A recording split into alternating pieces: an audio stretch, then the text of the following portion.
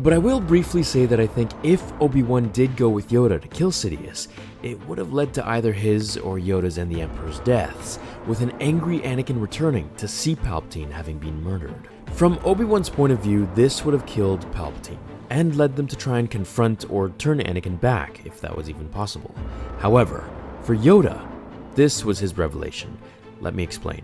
He knew that Obi-Wan would only slow him down, not because he wasn't powerful enough, but remembering events like on Geonosis with Count Dooku, where he would have defeated his former apprentice had Dooku not thrown that massive pillar on Anakin and Obi-Wan, which caused Yoda to save them, allowing Dooku to get away.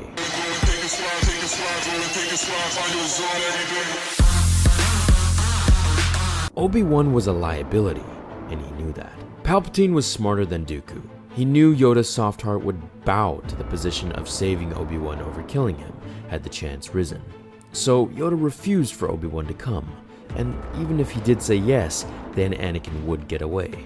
However, what we know from the novels is that if Obi-Wan hadn't shown up on Padme's ship, then Anakin was literally about to take Padme's offer to run away with her after he kills Palpatine, which he most certainly would have, eventually, had he not been defeated by Obi-Wan so badly. Remember, Darth Vader was as powerful as we all know him to be, all while being literally a cyborg that can't even breathe. Just imagine what a fully developed Anakin Skywalker would have become with the dark side. He would probably have destroyed Snoke as well had he not lost to his own arrogance. This was always a cool moment for me in the film because this is where we see Yoda's revelation that he's been doing it all wrong. He pushes Obi-Wan aside so that he can become a better killing machine in finishing Sidious. That doesn't sound like too much of a light side moment for me. This is the moment where Yoda comes off as more un-Jedi-like to the audience. It's interesting because he basically thinks without Obi-Wan as a distraction, he'll be able to be more proficient in the light side over the dark side of the Force to kill Sidious. This is why I think Palpatine was laughing so much during their duel, because he knew that Yoda now saw he had it all wrong. That he had to feed into his emotions in order to kill him.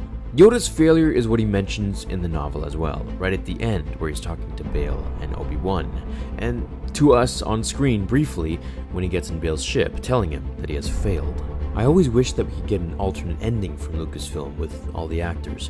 What if Obi-Wan did go to fight Palpatine? Do you think Palpatine would have used that leverage to distract Yoda and escape by endangering Obi-Wan? What would happen to Padme?